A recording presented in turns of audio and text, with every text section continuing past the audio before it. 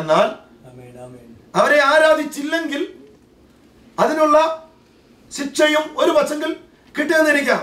എന്നാൽ നമ്മുടെ കർത്താവ് ആരാധനയ്ക്ക് യോഗ്യനാണ്. നമ്മുടെ കർത്താവ് ആരാധന കൊതിയനല്ല. യേശു ക്രിസ്തു പിതാവായ ദൈവം ആരാധന കൊതിയനല്ല. കാരണം അവൻ ആരാധനയ്ക്ക് യോഗ്യനാണ്. അവനെ അങ്ങോട്ട് ചെന്ന് ആരാധിക്കേണ്ട കാര്യം ഇല്ല. അവനെ ആരാധനയുടെ ഏതെങ്കിലും കാര്യങ്ങൾ എത്തിച്ചു കൊടുക്കേണ്ട കാര്യം ഇല്ല. അവനെ കൊണ്ടു നടക്കുന്ന ആരാധിക്കേണ്ട കാര്യമില്ല. പകരം കണ്ണുനീര് തൂകുന്നവരുടെ അരികിലേക്ക് ഇറങ്ങി വരുന്നവനാണ് നമ്മുടെ ദൈവം എന്ന് പറയുന്ന ദൈവം. ദൈവം ഒരിക്കലും ഒരു പ്രാദേശികമല്ല. ദൈവം സർവ വ്യാപിയും സർവശക്തനുമാണ്.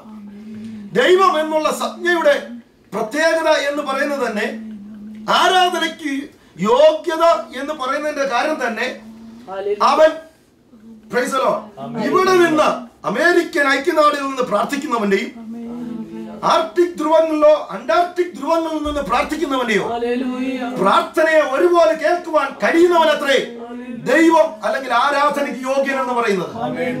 ബാക്കിയുള്ളതെല്ലാം പ്രാദേശികമായ ആരാധനാമൂർത്തികളും ആരാധനാ ശക്തികളുമാണ്. എന്നാൽ ഇന്ന് ആരാധനയ്ക്ക് യോഗ്യനായ ഒരു കർത്താവിനെ നമ്മൾ നമ്മുടെ ആരാധനയ്ക്ക് വിരുദ്ധമായി, യഥാർത്ഥമായ സത്യാരാധനയ്ക്ക് വിരുദ്ധമായി ദേശത്ത് വാഴുന്ന പല ആരാധനാമൂർത്തികളും ഒരുപക്ഷെ നമുക്കെതിരായി എന്ത് ചെയ്യാം, വന്നെന്നിരിക്കാം. ഇന്ന് വളരെ ആഴമായ നിലയിൽ ഈ സബ്ജക്ട് സംസാരിക്കുവാനാണ് ഞാൻ ആഗ്രഹിക്കുന്നത്. ആരാധന എവിടെയാണ് തുടങ്ങിയത്? ആരാധന ഇന്നല്ല തുടങ്ങിയത്. ആരാധന ഏതൻ തോട്ടത്തിലല്ല തുടങ്ങിയത്. ആരാധന തുടങ്ങിയത് അതേ ദൂതന്മാരാലാണ് ദൈവം ആരാധിക്കപ്പെട്ടു തുടങ്ങിയത്. ഞാൻ പറഞ്ഞല്ലോ, ആരാധന അഭിനയമല്ല, ആരാധന ആചാരമല്ല. എന്താണ് ആരാധനയുടെ പ്രത്യേകത എന്ന് ചോദിച്ചാൽ, സൃഷ്ടിതാവിനെ ആരാധിക്കണം. ആരാധന നമ്മുടെ അവകാശമാണ്, അല്ലെങ്കിൽ ദൈവത്തിന് കൊടുക്കേണ്ട അവകാശമാണ്. നമ്മൾ പലപ്പോഴും പറയാറുണ്ട്, നമ്മൾ ദൈവത്തിന്റെ മക്കളാണെങ്കിൽ നമുക്ക് അവകാശവും ഉണ്ട്. ദൈവത്തിന്റെ സൃഷ്ടിയാകുന്ന നമ്മൾ ആരാധിക്കുവാൻ അവകാശമുള്ളവരാ, ആരാധിക്കുവാൻ അധികാരമുള്ളവരാ, കടംപെട്ടവരാ. നമ്മൾ ദൈവസ്നേഹം പ്രകടിപ്പിക്കേണ്ടവരാ. ഇവിടെ വ്യക്തമായി എഴുതിയിരിക്കുന്നത് നമുക്ക് ചിന്തിച്ചാൽ, നമ്മുടെ കുടുംബത്തിൽ തന്നെ നമ്മളൊന്ന് എടുത്തു നോക്കുകയും വ്യക്തിപരമായ ജീവിതത്തിൽ നമ്മുടെ കുഞ്ഞുങ്ങൾ നമ്മളെ സ്നേഹിക്കുന്നതിനെ പറ്റി പറയുമ്പോൾ പലപ്പോഴും അഭിമാനത്തോട് പറയാറുണ്ട്, അവൻ എന്റെ കൊച്ചായതുകൊണ്ടാ എന്നെ സ്നേഹിക്കുന്നത്, അവൻ നമ്മുടെ ചെറുക്കനായതുകൊണ്ടാ സ്നേഹിക്കുന്നത്. അല്ലെങ്കിൽ നമ്മൾ സഭാപരമായി പറഞ്ഞു കഴിഞ്ഞാൽ അവൻ ഞങ്ങളുടെ വിത്ത, ഞങ്ങളുടെ ആത്മീയ സന്തതിയ, അതുകൊണ്ട് നമ്മുടെ സഭയെ സ്നേഹിക്കുന്നു എന്ന് പറഞ്ഞാൽ ജനനത്തിന്റെ DNA അവകാശം പറയുന്ന ഒരു പിതാവുണ്ട്. സ്വതന്ത്രം. അങ്ങനെയാണെങ്കിൽ സ്വർഗത്തിലെ സർവശക്തനായ പിതാവിന്റെ DNA കോശം രക്തത്തിൽ പിറന്നിരിക്കുന്ന അവകാശം എങ്ങനെ? യേശു ക്രിസ്തുവിന്റെ രക്തത്താൽ, ദൈവത്തിന്റെ ജീവശ്വാസത്താൽ നമ്മിലേക്ക് കടന്നു വന്നിരിക്കുന്ന ദൈവികമായ DNA ഒരു മനുഷ്യന്റെ ഹൃദയത്തിൽ, ശരീരത്തിൽ മറഞ്ഞു കിടക്കുന്നിടത്തോളം കാലം അവൻ ആരാധിക്കാതിരിക്കാൻ ഒക്കത്തില്ല. അവൻ ദൈവമായിട്ടൊരു കമ്മ്യൂണിക്കേഷൻ വെച്ചിരിക്കും.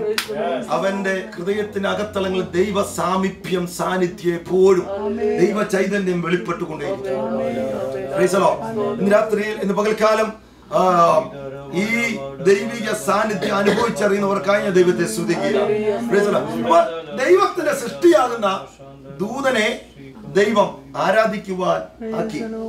സപ്തവർണ്ണങ്ങളാലും സപ്തസ്വരങ്ങളാലും അല്ലെങ്കിൽ നവരത്നങ്ങളാലും സപ്തസ്വരങ്ങളാലും സൃഷ്ടിക്കപ്പെട്ട ലൂസിഫർ എന്ന് പറയുന്ന ആ ദൂതൻ ആരാധിക്കുവാൻ നിയോഗിക്കപ്പെട്ടു.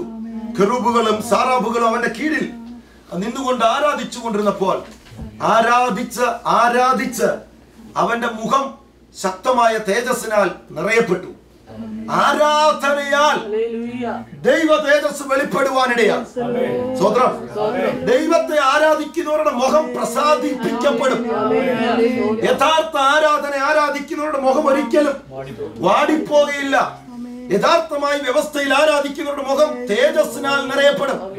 ഇവിടെ നമ്മൾ ആ ദൂതനുമായി ബന്ധപ്പെട്ട് നമ്മൾ ചിന്തിച്ചാൽ, ലൂസിഫർ ദൈവത്തെ ആരാധിക്കുവാൻ ആഗ്രഹിച്ചു. ദൈവത്തെ ആരാധിച്ച് ദൈവത്തിന്റെ മുഖത്തേക്ക് നോക്കി നിന്നവന്റെ മുഖം ദൈവ തേജസ്സിനാൽ നിറയപ്പെട്ടപ്പോൾ ലൂസിഫറിന്റെ ഹൃദയം നിഗളിച്ചു. പകലിൽ നമ്മളത് ചിന്തിച്ചു നോക്കി.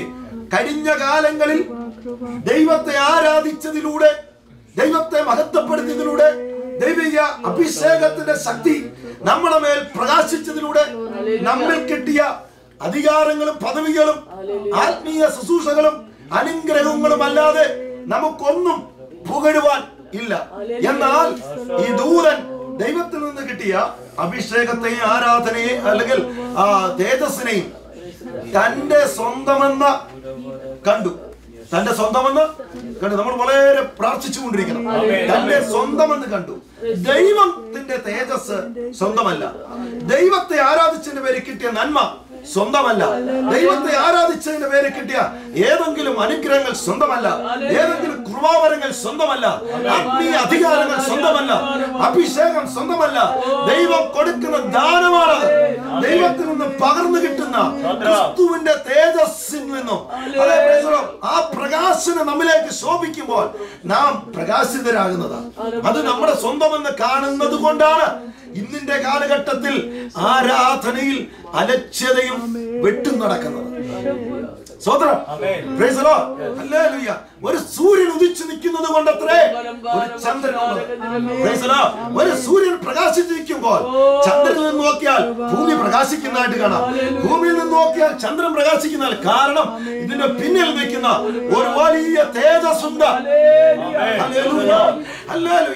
ആ തേജസ് സ്വന്തമെന്ന് കണ്ടുകൊണ്ട് അഹങ്കരിച്ച് ആരാധനയിൽ അലക്ഷ്യത കാണിച്ചപ്പോൾ ദൈവം അവനെ എന്ത് ചെയ്തു? വെട്ടിക്കളഞ്ഞു. നമ്മൾ ചിന്തിക്കണം, ദൈവത്തിന്റെ അരികിൽ നിൽക്കുന്നു എന്ന് പറയുന്നത് കൊണ്ടോ, ദൈവത്തോട് ആരാധിക്കുന്നു എന്ന് പറയുന്നത് കൊണ്ടോ, ദൈവത്തോട് ചേർന്ന് നിൽക്കുന്നു എന്ന് പറയുന്നത് കൊണ്ടോ, ദൈവവുമായി എപ്പോഴും സാന്നിധ്യം കൊണ്ട് നിറഞ്ഞിരിക്കുന്നു എന്ന് പറയുന്നത് കൊണ്ടോ ദൈവം ഒരു കോംപ്രമൈസിന്റെ ദൈവമല്ല. ദൈവത്തിനൊരു വ്യവസ്ഥയുണ്ട്. അവനെ ആരാധിക്കേണ്ട വ്യവസ്ഥയുണ്ട്. അവനെ ബഹുമാനിക്കേണ്ട വ്യവസ്ഥയുണ്ട്. അതിനപ്പുറമായി ദൈവത്തിന്റെ സന്നിധിയിൽ ഏത് നിലവാരത്തിൽ പ്രവർത്തിച്ചാലും ദൈവം ആ വ്യക്തിയെ ശിക്ഷിക്കുവാനിടയാകും. ദൂതനെ ദൈവം ചെയ്തു വെട്ടി. നമ്മൾ ചിന്തിച്ചു നോക്കിയാൽ, നമ്മളിനി പഴയ നിയമ പ്രമാണത്തിൽ നോക്കുമ്പോൾ മോശ ദൈവത്തോടു കൂടെ യാത്ര ചെയ്ത് ദൈവം അവനെ ഒരു സുഹൃത്തിനെ പോലെ അല്ലെങ്കിൽ മോശയിൽ നിന്ന് സ്നേഹിതനെ പോലെ കൊണ്ടു നടന്നവനാ. എന്നാൽ ദൈവത്തോട് ചേർന്ന് 40 വർഷം നടന്നപ്പോൾ അവന്റെ ഹൃദയത്തിനകത്ത് ദൈവത്തോടുള്ള ഭയം മാറിപ്പോയതാണോ അതോ അത്രമാത്രം സുഹൃത്ത് ബന്ധമായതുകൊണ്ട് ആ അധികാരം ഉപയോഗിച്ചതാണോ എന്നറിയില്ല. എന്നാൽ വചനത്തിൽ പറയുന്നു, ദൈവം കൽപ്പിക്കാൻ പറഞ്ഞെടുത്ത് അവൻ കയറി അടിച്ചു. വളരെ ശ്രേഷ്ഠനായി ദൈവദാസന്മാരും ദൈവ സഭയും ദൈവിക ശുശ്രൂഷ ചെയ്യുന്ന സകലരും ഈ വചനം എടുക്കുന്ന സകലരും പുകഴ്ത്തി പറയുന്ന മാതൃകയാക്കുന്ന മോശ തന്റേതായ അധികാരത്തിനകത്ത് ദൈവവുമായി ചേർന്ന് പോയ സ്വാതന്ത്ര്യത്തിൽ ദൈവത്തിന്റെ വാക്കിനെ മറുതലിച്ച് ദൈവിക പ്രമാണത്തിന് വിരുദ്ധമായി ഒരു പ്രവൃത്തിയെ ചെയ്തുള്ളൂ. അവന് വാഗ്ദത്ത കനാൻ എന്ത് ചെയ്തു? നഷ്ടമായി. ദൈവത്തോടു കൂടെ നടക്കുന്നു എന്ന് പറയുന്നത് കൊണ്ടോ, ആരാധിച്ചു കുറെ നാൾ ആരാധിച്ചു എന്ന് പറയുന്നത് കൊണ്ടോ, വർഷങ്ങളുടെ ആത്മീയ പാരമ്പര്യമുണ്ടെന്ന് പറയുന്നത് കൊണ്ടോ ദൈവത്തിന്റെ വ്യവസ്ഥയ്ക്ക് ലംഘനം വരുത്തിയാൽ ദൈവം ഒരിക്കലും അവരെ അനുവദിക്കുകയില്ല. ദൈവം ഒരിക്കലും അവർക്കുള്ള വാഗ്ദത്തങ്ങളെ ഇത് കണ്ണടച്ചു വിടുമെന്ന് ദൈവവചനം പറയുന്നില്ല. അങ്ങനെയെങ്കിൽ ആത്മീയ ആരാധനയുടെ തലങ്ങൾ വ്യത്യസ്തമായി കണ്ടും കേട്ടും അനുഭവിച്ചും പഠിച്ച് പഴക്കം വെച്ചിട്ട്, പഴക്കമല്ല ആരാധന, പാരമ്പര്യമല്ല ആരാധന, അല്ലേലൂയ പ്രാമാണികത്വമല്ല ആരാധന, പകരം ദൈവത്തോടുള്ള റവറൻസ് അത്ര ആരാധന.